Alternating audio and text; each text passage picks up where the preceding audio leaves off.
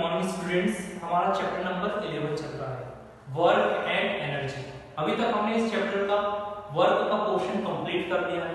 Last class में हमने हमारा सेकंड पोर्शन स्टार्ट किया था एनर्जी। एनर्जी को हम देखते हैं कि हमारे लाइफ में बहुत ही मोस्ट इंपोर्टेंट सिग्निफिकेंस है।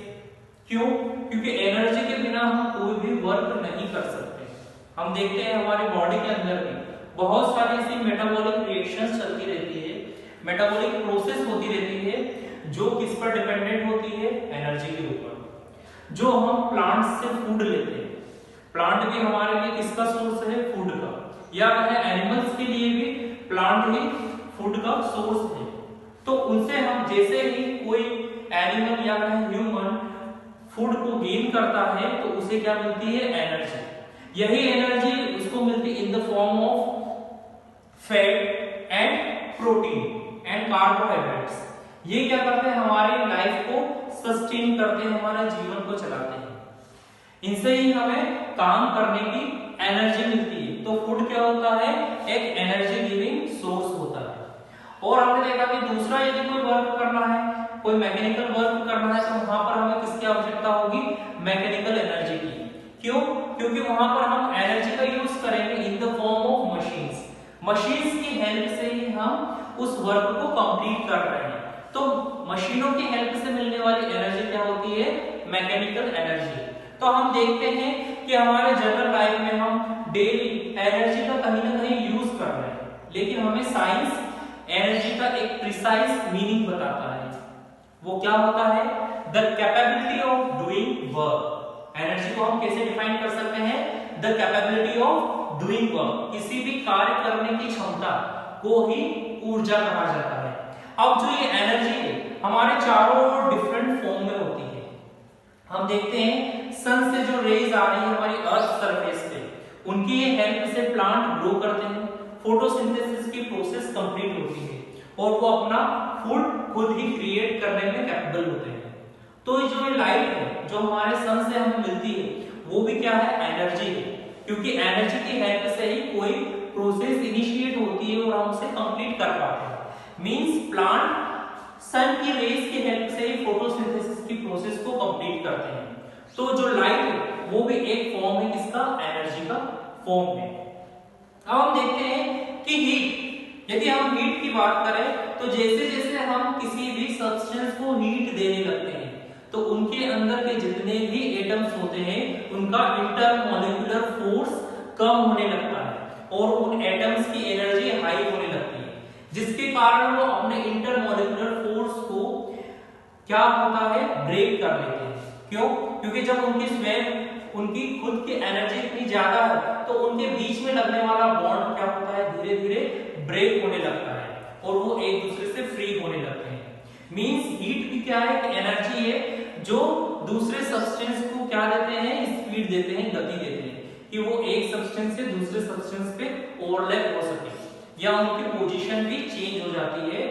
उनका जो स्ट्रक्चर है एनर्जी मिलने के बाद वो भी चेंज होने लगता है। मींस जो हीट है वो भी क्या है? एक फॉर्म ऑफ एनर्जी है। तो हम देखते हैं सबसे पहले forms of energy. Different types के फॉर्म्स ऑफ एनर्जी होते हैं। सबसे पहला यदि हम देखें फॉर्म ऑफ एनर्जी वो होता है मैकेनिकल एनर्जी। आज हम देखते हैं कि हमारे चारों ओर इंडस्ट्रियलाइजेशन हो चुका है, औद्योगिकरण पूरी तरीके से स्थापित हो चुका है। यहाँ पर जो भी चीजें बनती है मैक्सिमम किनकी हेल्प से कंप्लीट हो रही है? मशीन्स की हेल्प से कंप्लीट हो रही है। तो इसे हम क्या कहते हैं? मैकेनिकल एनर्जी, जो मशीनों की हेल्प से प्रोड्यूस होती है। अब जो ये मैकेनिकल एनर्जी होती है, यदि हम साइंस की फील्ड में देखें तो मैकेनिकल एनर्जी बनी होती है दो एनर्जी की हेल्प से। पहली हमारी एनर्जी होती है पोटेंशियल एनर्जी, दूसरी एनर्जी होती है हमारी kinetic energy. Kinetic energy, kinetic energy is the energy possessed by an object due to its motion। जहां पर भी किसी ऑब्जेक्ट के अंदर मोशन होगा तो वहां पर हमारी काइनेटिक एनर्जी प्रेजेंट होती है। मींस यदि कोई पर्सन यदि मूव कर रहा है, काफी फास्ट गति से आगे बढ़ रहा है, फास्ट स्पीड से क्या हो रहा है? आगे की ओर बढ़ रहा है, मींस उसके अंदर क्या है? Kinetic energy. मींस जहां पर भी स्पीड की बात होगी वहां पर हम किसका यूज करेंगे, काइनेटिक एनर्जी का। यदि हम एक कार की बात करें जो मूव कर रही है 30 किलोमीटर पर आवर की स्पीड से, मींस उसके अंदर भी क्या है, काइनेटिक एनर्जी है, वो एक प्लेस से दूसरे प्लेस पे काफी जल्दी डिस्प्लेस हो रहे हैं। तो काइनेटिक एनर्जी में हम देखते हैं कि हमारे चारों ओर जहां पर भी स्पीड की बात होती है वहां हम काइनेटिक एनर्जी का यूज करते हैं। अब हम एक सिचुएशन देखते हैं जहां पर हम देखेंगे कि काइनेटिक एनर्जी कैसे ज्यादा होती है। एक एक्टिविटी दी है आपकी बुक में, एक्टिविटी नंबर 11.6। इसमें आपको क्या करना है, एक बॉल का यूज करना है। हो सके जहां पर आपको यदि मेटल की बॉल मिले तो वो काफी अच्छा है। फिर हम क्या करते हैं, उन्हें एक सर्टेन हाइट से हम कुछ हाइट को डिसाइड करते हैं और उस हाइट के बाद हम लेयर ऑफ सैंड के ऊपर उसे थ्रो करते हैं या छोड़ते हैं। तो हम देखते हैं कि जब 25 सेंटीमीटर के ऊपर से उस सैंड की लेयर पे या सैंड बेड के ऊपर हम उसे मूव करते हैं या उसे हम फ्रीली छोड़ देते हैं तो वो उसके अंदर एक डिप्रेशन क्रिएट करता है। अब हम देखते हैं कि उसी बॉल को, उसी मेटल की बॉल को हम 1 मीटर या कहें हम 25 सेंटीमीटर हमने पहले लिया है तो फिर हम 50 सेंटीमीटर लेते हैं।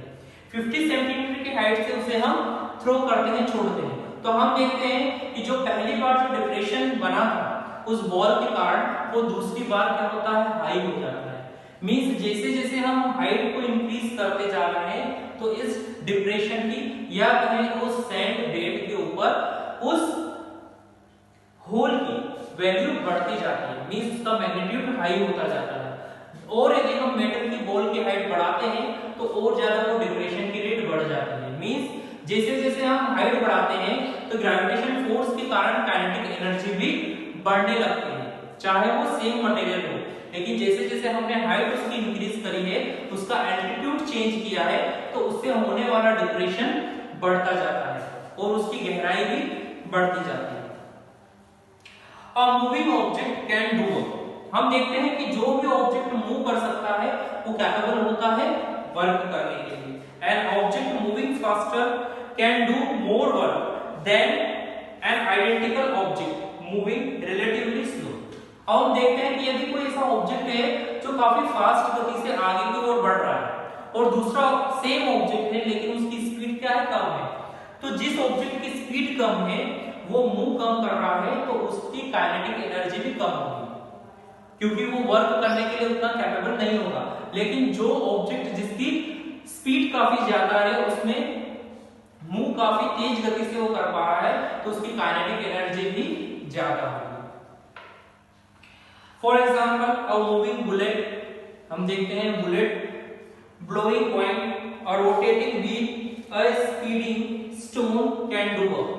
यदि हम देखें कोई स्पीडी स्टोन है जिसे हम काफी तेज स्पीड से आगे की ओर फेंक रहे हैं, या बुलेट जो गोली होती है वो भी काफी हाई स्पीड से जाती है, क्यों, क्योंकि उसकी काइनेटिक एनर्जी काफी ज्यादा होती है, उसकी स्पीड काफी ज्यादा है, इसके लिए उसकी काइनेटिक एनर्जी भी ज्यादा होती है।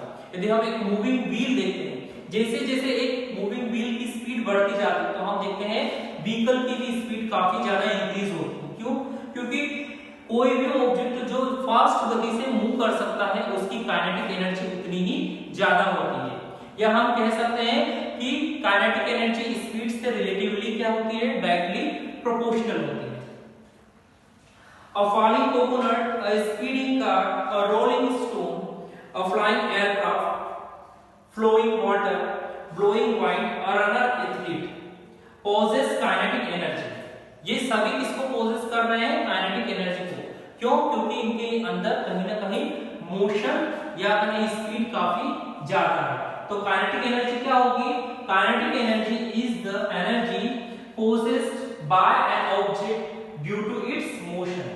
कोई भी ऑब्जेक्ट जिसके अंदर मोशन है तो उसके अंदर क्या है, काइनेटिक एनर्जी है। नेक्स्ट हमारा टाइप है हीट एनर्जी। जैसे हमने अभी डिस्कस किया था कि किसी भी ऑब्जेक्ट या कहें मेटल को हम हीट देने लगते हैं तो उनके एटम्स के बीच में इंटरमोलिकुलर फोर्स कम होने लगता है और वो एटम फ्री होने लगते हैं। आप देखेंगे जब मेटल की हेल्प से मेटल को जब हीट दी जाती है तो धीरे धीरे उसका कलर रेड होने लगता है। मींस इन्हें क्या दी है, हीट दी है, एनर्जी दी है, जिसके कारण उसका शेप कन्वर्ट होने लगता है। और हम देखते हैं कि यदि इस टेम्परेचर की वैल्यू जैसे जैसे और बढ़ाई जाती है तो इन एटम्स के बीच का इंटरमोलिकुलर फोर्स काफी कम हो जाता है और हीट के द्वारा जो दी गई एनर्जी वो काफी ज्यादा हो जाती है, तो हमारी मेटल सॉलिड फॉर्म से लिक्विड फॉर्म में कन्वर्ट हो जाती है।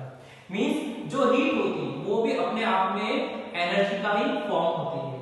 नेक्स्ट होता है केमिकल एनर्जी।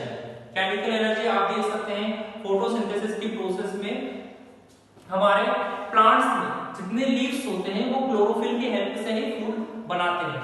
मींस यहाँ पर किसका यूज हुआ है, केमिकल का यूज हुआ है। यहाँ पर हमने एनर्जी यूज की है केमिकल एनर्जी और यही किसमें कन्वर्ट हो रही है, फूड में, और ये इसी को ये किसमें कन्वर्ट करते हैं, स्टार्च या ग्लूकोज में कन्वर्ट करते हैं। नेक्स्ट होता है इलेक्ट्रिकल एनर्जी। इलेक्ट्रिकल एनर्जी ऐसी एनर्जी है जो इलेक्ट्रिसिटी के हेल्प से होती है और हम इस इलेक्ट्रिकल एनर्जी को बहुत सारे मॉडिफाइड फॉर्म में यूज करते हैं।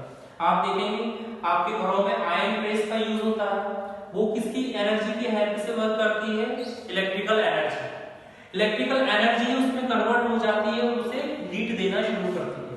मींस इलेक्ट्रिकल एनर्जी किसमें कन्वर्ट होती है, हीटिंग एनर्जी में। या कहें इलेक्ट्रिकल एनर्जी का ही एक इफेक्ट होता है हीटिंग इफेक्ट, कि वो किसमें कन्वर्ट हो सकती है, हीट में। अब हम देखते हैं हमारे घर में जो सीलिंग फैंस यूज किए जाते हैं, जितने पंखे हवा के लिए यूज किए जाते हैं, उनमें भी इलेक्ट्रिकल एनर्जी का ही यूज होता है और वो हमें वाइंड एनर्जी प्रोवाइड करते हैं। मींस इलेक्ट्रिकल एनर्जी को हम डिफरेंट फॉर्म में बहुत ही यूज करते हैं। तो आज हमने स्टडी किया है फॉर्म्स ऑफ एनर्जी।